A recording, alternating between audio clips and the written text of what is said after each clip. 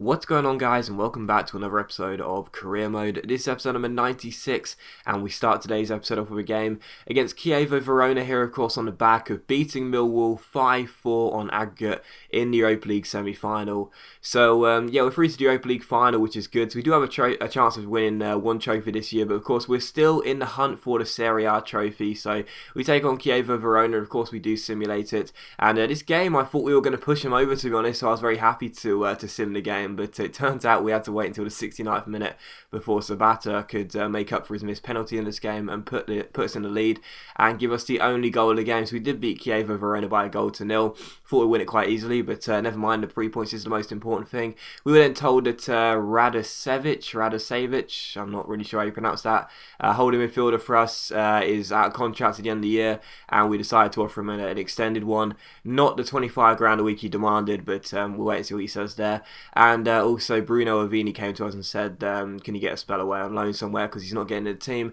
And then we have a squad report, one of the last ones of the season, and at the moment we can also see that Rafael is the only player in our first 11 that is under 80, because Fernandez, the other centre-half that plays first choice centre-half alongside Fidelef, has now gone up to an 80 as well. So with that in mind, it's a pretty awesome squad, isn't it? You know, there's only one player under 80. We've done a really good job bringing in some good players this season in Fabio and Gutierrez, and of course the big headline signings for next year, Hazard, Lucas, already coming on pre-contracts, plus we've got Bardi and Stasic coming in.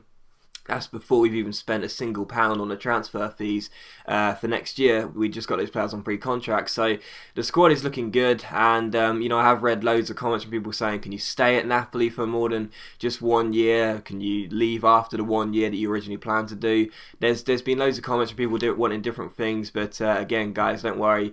I will be applying for jobs next year, and I will let you guys choose. So if you do want me to stay at Napoli, it's easy for you to keep me here, I guess. But anyway, we look at the league table as well with four games to go.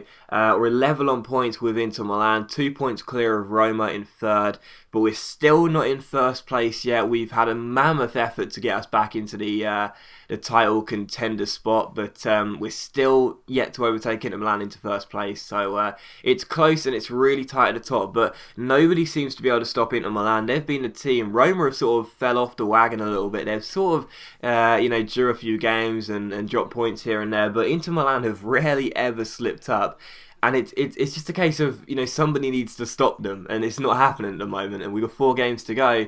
Because of Inter Milan's superior goal difference by 9 goals, it's looking increasingly unlikely we're not going to be able to overtake them. And that really does suck, because we've done so well. Do you know what I mean? We've done so well to get here, but it seems like it might not be enough, because nobody seems to be able to stop Inter Milan from getting the 3 points in every single game. But we take on Fiorentina for this game here. Fiorentina, we've faced them 3 times. We've got an abysmal record. We've drawn against them twice and lost once in the 3 times we played them this season. So we came into this game away from home, fearing the worst really, but in the 15th minute, Romelu Lukaku came through here and scored, and it was a wonderful goal as well. He got around his man with the dummy, got a little bit fortunate, as I thought he was going to give the ball away, but he kept hold of it, and then he just blasted the ball into the back of the net with the outside of his left foot. Really, really good. Got a trophy for that as well, and it was a great, powerful finish by the powerful Belgian striker, and it's 1-0 to us. Of course, Higuain got injured in that semi-final second leg against Millwall, so Lukaku is probably going to be our first choice striker for, you know, most of the rest of the season. Higuain might come back on time for the last couple of games, but it's increasingly likely that Lukaku will play pretty much every single game. But in the 21st minute, Fiorentina came through again. It's Wilfred Bony who strikes just over the bar there from range. Would have been a lovely goal by Bony, but it's still 1-0 to Napoli. And a couple of minutes after that here, Fiorentina get on the ball again. It's Vargas who slides the ball through here. Gutierrez plays the ball back to Rafael, and Bony comes forward, but it's a great block by Fernandez. I gave the ball away there, and my blushes had to be saved by Fernandez. So still 1-0. And in the 37th minute, Insigne gets on the ball and finds Hamsik. Hamsik gets on the ball and finds Lorenzo Insigne. Waits for the runner. There's Bariti with the back heel. Plays it through to our captain. He plays the ball through to Lukaku himself. Gets past his man with the fake shot, running clear. But the strike goes miles wide of the post. So still 1-0. It was a really action-packed first half. So many chances for both sides. And it was really, really good fun. But in the 43rd minute here, we win the ball back. El Kaduri finds Mertens. He plays it to Fabio. Chips it back to the Belgian winger. Lovely touch to get around Sancho before finding the captain. He fake shots around his man and plays a wonderful through ball to Mertens. This is a real good chance. He's got the pace to get past Sandro. He stops, gets onto his right foot and curls it into the bottom corner with a lovely finish. And on the stroke of half time, it was Fiorentina 0, Napoli 2. And this is a big game for us. You know, this is one of our toughest games in the running, especially with our record against Fiorentina. We were 2-0 up coming into half time, and what a finish it was by Mertens as well. Lovely little touch to get onto his right foot, and he curls it past Nato, I think it is, for Fiorentina, and into the bottom corner. So Fiorentina 0, Napoli 2. And as things still, we were going to collect the 3 points, which we so desperately needed, because any slip up now and, you know, our title race is over. You know, with Inter Milan's incredible ability to never seem to drop any points, if you slip up, then you're basically out of it. So it's a good goal by Mertens, and it's 2-0 to us here. But in injury time, there was a chance for a third goal for us as Bariti gets past his man and rolls it through to Marek Hamšík, our captain, who's about to run clear.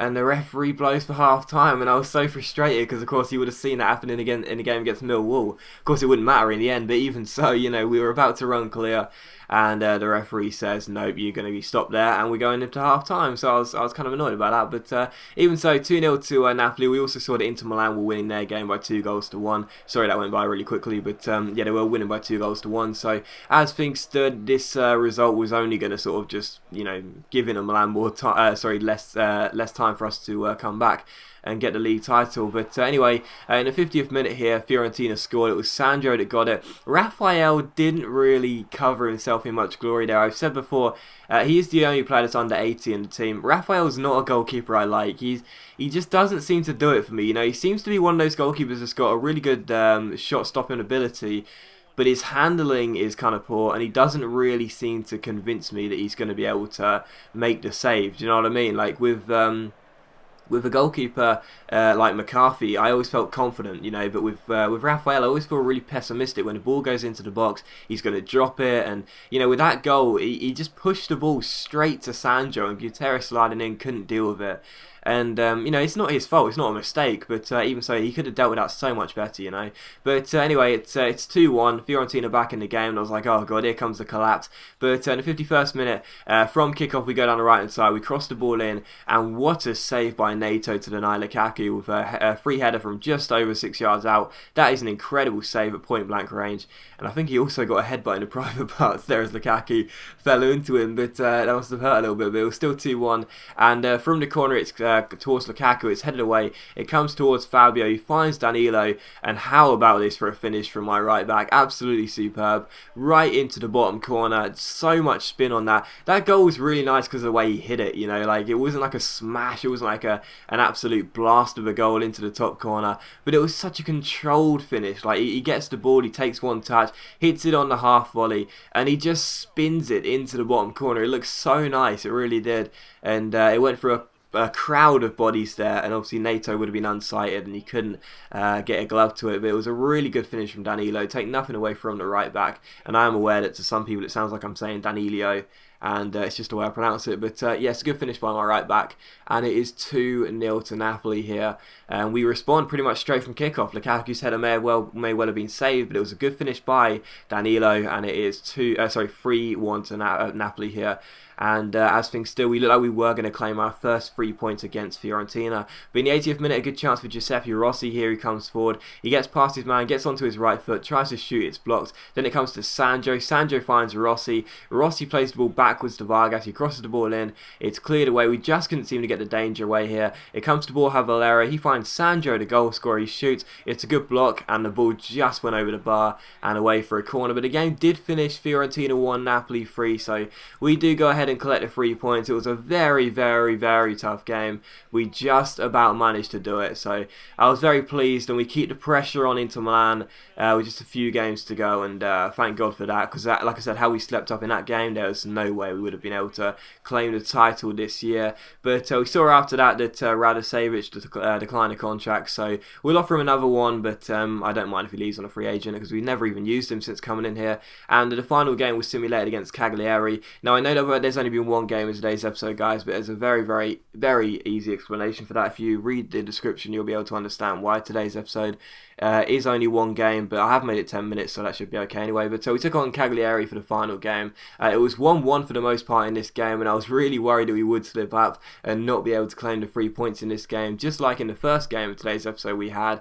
But thankfully, as you saw there, Lukaku got the goal. That will make it 2-1 for us, and we will go ahead and claim the 2-1 victory. And after that, I also noticed that Inter Milan had slipped up for the first time. Finally, they could only draw, and we're now 2 points ahead of them with 2 games to go. So the title, it's ours to win now, so what a chance we've got. But as always, guys, big thank you for watching today's video. I really hope you enjoyed it. If you have, please leave a like, and I'll see you tomorrow for another episode of Career Mode.